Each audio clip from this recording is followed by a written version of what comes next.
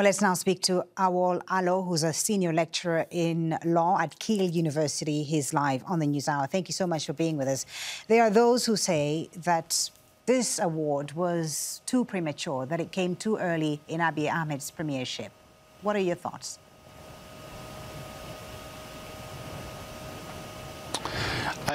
I don't believe it's too early or too premature. And I think one of the reasons why it was important to recognize Abiy Ahmed is the fact that he came to the political scene out of nowhere, basically, very quickly tried to change the Ethiopian political landscape, at least in terms of opening the political space, but also made a deal with Eritrea, which required, I think, some courage and a determination, because there are some strong political forces within Ethiopia itself that were not interested in making a deal with Eritrea. So it's not really the question of how long he has been in power, but I think the determination that he has shown, the commitment that he has demonstrated to give peace a chance, not just with Eritrea, but also in the region, internally in Ethiopia as well. We've heard about the changes that have happened in Ethiopia since he came to power, but what has the peace deal with Eritrea achieved for Eritreans?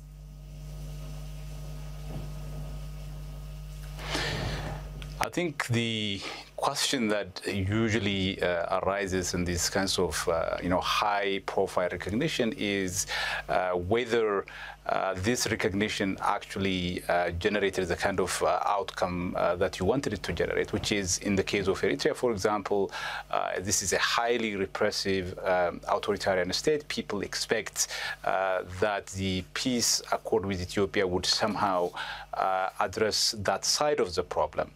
But unfortunately, it is really difficult to change the Eritrean leadership's mindset.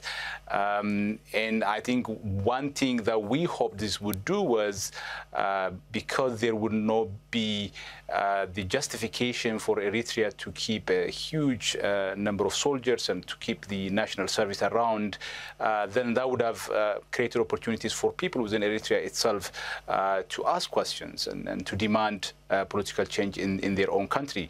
And I think that's one of the reasons why Isaias seems to have closed the border with Eritrea, with Ethiopia. Right. So I think there is a limit in terms of what one can expect of the peace accord as far as democratic change within Eritrea is concerned. Abiy Ahmed is Ethiopia's first prime minister hailing from the Oromo group, which is Ethiopia's largest ethnic group, which spearheaded, we know, mass anti-government protests that forced his predecessor, Haile Mariam Desalegn, to step down. But his coming to power hasn't really reduced the ethnic tensions in Ethiopia, as we've seen recently. Why is that, you think? You're absolutely right that Abiy Ahmed came to power on the back of the struggle of the Oromo people, particularly the Oromo youth called the Qeros, who paid very dearly to bring about this change. Since coming to power, he tried to reach out to the different actors in the country, but the divisions are just too deep, has been around for over a century, and it's very difficult for anyone to be able to bring these actors together in such a short period of time. So I think the country is going to struggle. It is important that the Prime Minister listens to all actors, to all stakeholders on all sides.